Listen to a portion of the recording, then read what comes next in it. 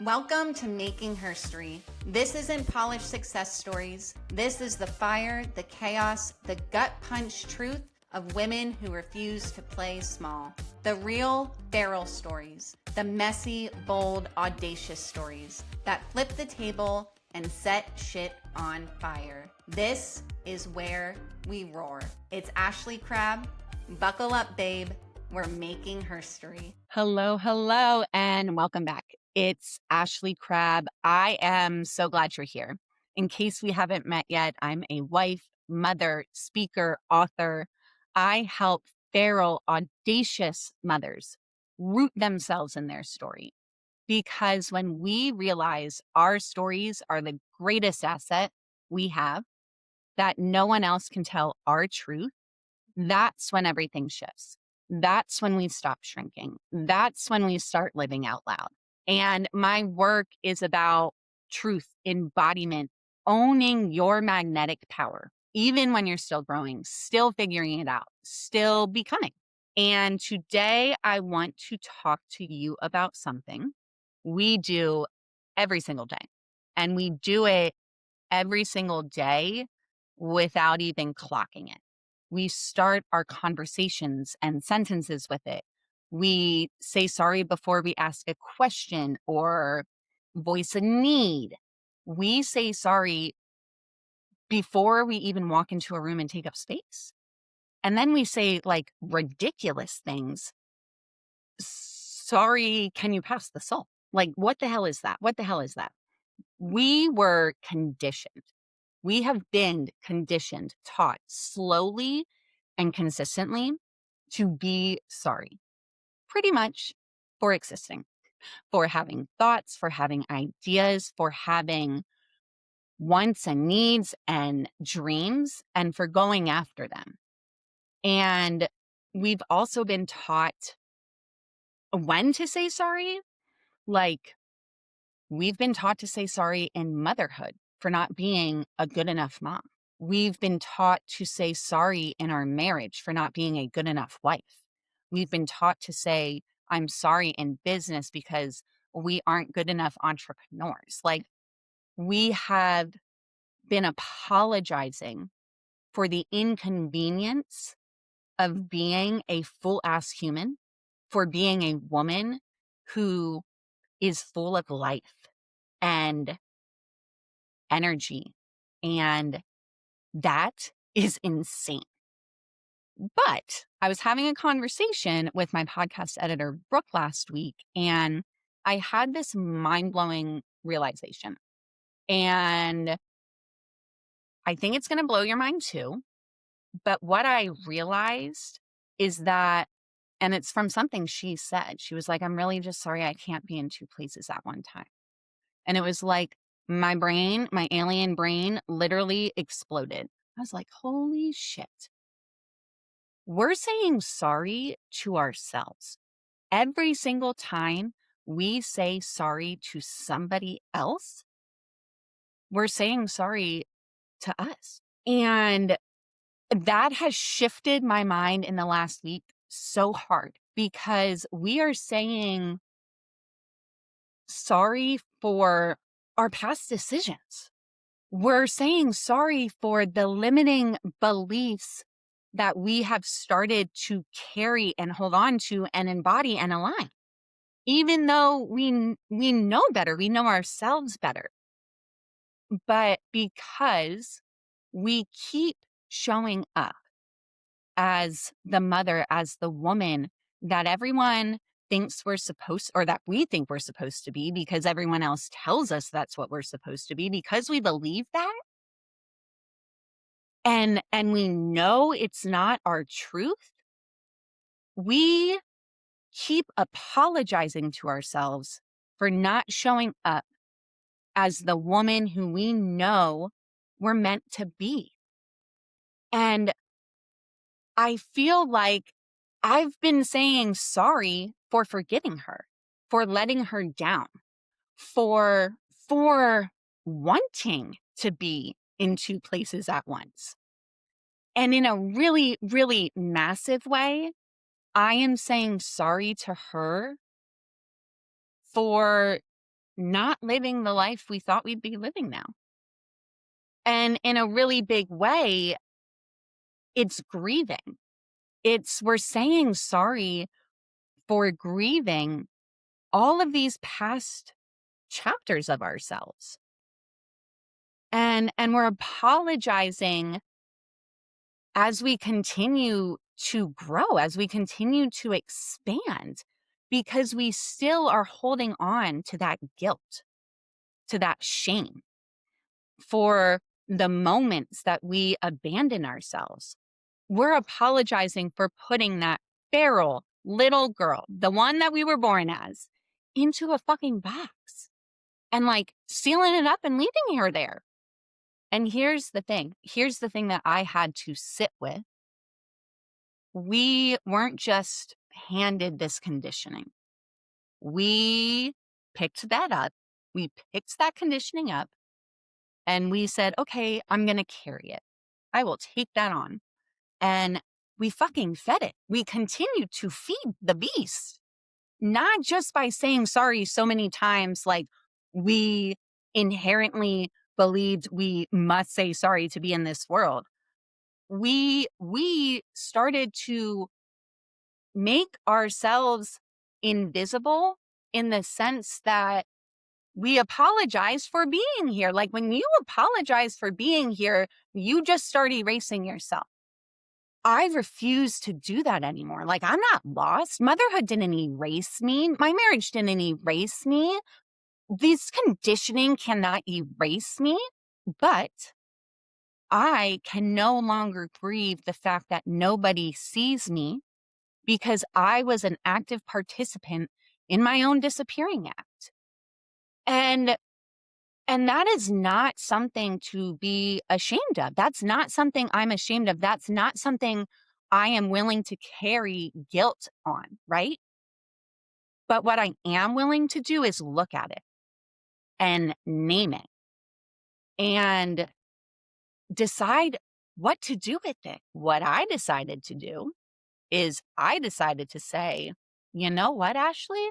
You're done saying sorry. Don't even say sorry to yourself for saying sorry because that just, triggers the endless cycle of sorries, but recognize it and own that power of recognizing where you've been apologizing and knock it the fuck off.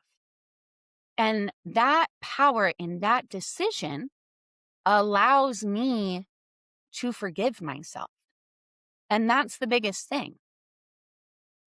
You're saying sorry all this time to yourself. I'm saying sorry all this time to myself, but have I forgiven myself yet? Have I done that? Now I have, because I have taken that power in the I'm sorry back and I forgave myself.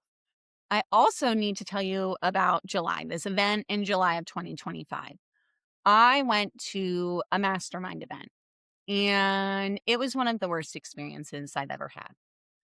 But it also shifted me. It also changed everything. It completely changed the trajectory of my life, not just a businesswoman, but as a woman, as a mother. A man told me that he knew me. He did not fucking know me, but he said, Ashley, I know you pretty well. And you can't commit to anything. That's your problem.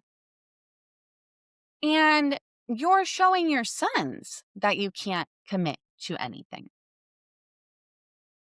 I was livid. I was vibrating. I was so angry that I couldn't speak. So I said nothing. I didn't stand up for myself. I didn't stand up for my boys. I let that man reduce me. I let that man narrate my story. And I sat there in that chapter like a supporting character when I'm the main fucking character. And in that moment, in that silence, it was like I saw it for the first time. Even though I knew it, I saw it. My whole life, I have been allowing people to tell my story for me because I didn't own my voice, because I didn't own me, my truth, I've been doing that to myself. That self-doubt, the fear, the unforgiveness that I have been harboring and dragging around with me for years. Oh my God. But in that moment, I was done. Not broken, not defeated. I was done. I was done with the same bullshit pattern. I was done with silence. I was done with the I'm sorry. And so in that moment, I forgave myself. I forgave myself. And I was free, right? Later in that event, they went after another woman. They pushed another woman to her edge until she was in tears, until she left the room in tears. And I'm like, okay, I guess we're tangoing today. So I left the room, found her in the bathroom. Like, not the hallway, the bathroom, because that is where women go when we've been made to feel fucking small, right? That is where we fall apart. So nobody sees it. And she told me I feel like an idiot, stupid, dumb, that she didn't know what she was doing, right? She couldn't go back out there. And I looked at her and I saw every single one of us who has ever believed that about ourselves. Every mother carrying this massive dream and the weight of everything all at once. I saw myself. I saw all of us. So, I go back out there and something needed to be said, right? Something needed to be said. And I could tell that my something to be said didn't want to be heard, right? Sorry, not sorry. But I looked at those men and I reminded them the reason why mothers struggle with making decisions in business, in life, period. It's not because we can't fucking commit. It is because when a mother makes one decision, she is simultaneously holding the weight of every other decision she's had to make. She's trying to let go of that weight of what she has severed, right? And she also is carrying the weight of the impact that her decision makes on her family. That's not weak. That's not flaky. That's not lack of commitment. She's carrying more than most of those people in that room, and you can't comprehend that. And she deserves fucking better than a room that makes her cry. That event, that man, that bathroom moment, me, that woman, that was the moment where I saw what I had been doing. And that was the moment when the woman underneath all of it finally decided to show the fuck up. She finally decided she was ready to show up. She was tired of shrinking, tired of saying, I'm sorry. She was done apologizing and being invisible, for taking up space, for carrying the weight of everyone else's comfort at the expense of her own. I forgave myself right there, not in a gentle, slow, therapeutic way, but in like a finality way, in a fierce, final way. I am not going back. I am not going back. I would like to say that I said sorry to myself for the last time. I'm still working on it because 33 years of conditioning takes a while, but we're working on it. We're pausing in the moment. But I did say sorry to me for every room I stayed silent in, for every version of myself that I abandoned, for putting myself in a box. That decision, that pivot, a new chapter was started for that woman, for me. I am here. I am on the other side of that moment telling you it is your turn. Right? I know where you are right now because I have been there, because I'm still here with you. Maybe you're still saying sorry for the things that don't require an apology. And maybe you're stopping to think about and reflect on that before that word comes out of your mouth. I am. Maybe you're still making yourself small so someone else can feel bigger than you, more powerful than you. Maybe you're still carrying all of that weight of the forgiveness you need to give yourself. Maybe you're sitting in that bathroom right now. You're not an idiot. You're not stupid. You're not too much or not enough or not worthy. You're a mother.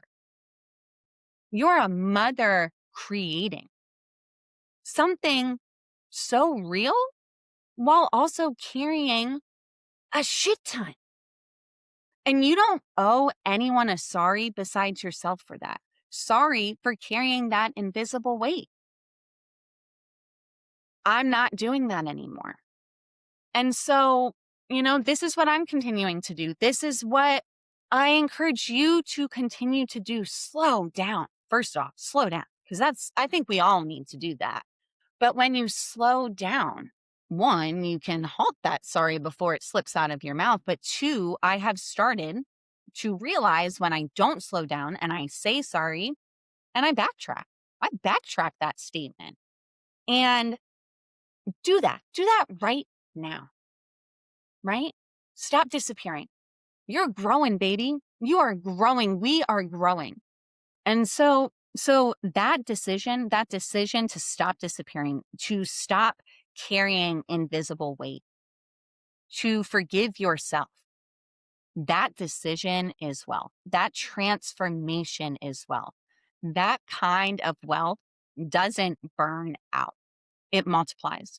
That decision allows you to walk back into that room, to walk into a new room with something to say without apologizing for it.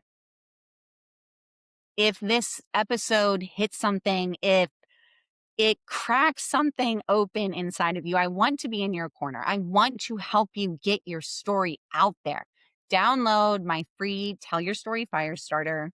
Link is in the show notes. Get that story out into the world and lead with that instead of, I'm sorry.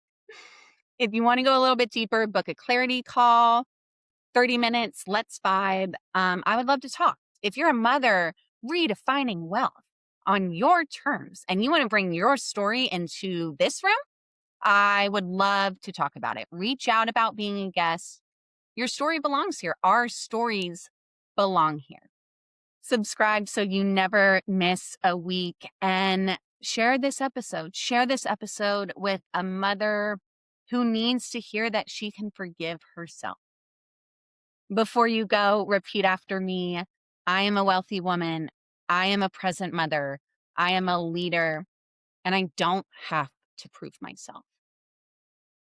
I'll see you next week, babes. You've been listening to Making Herstory. Remember, your story isn't optional. It's your fire, your power, and the heartbeat of every space you build.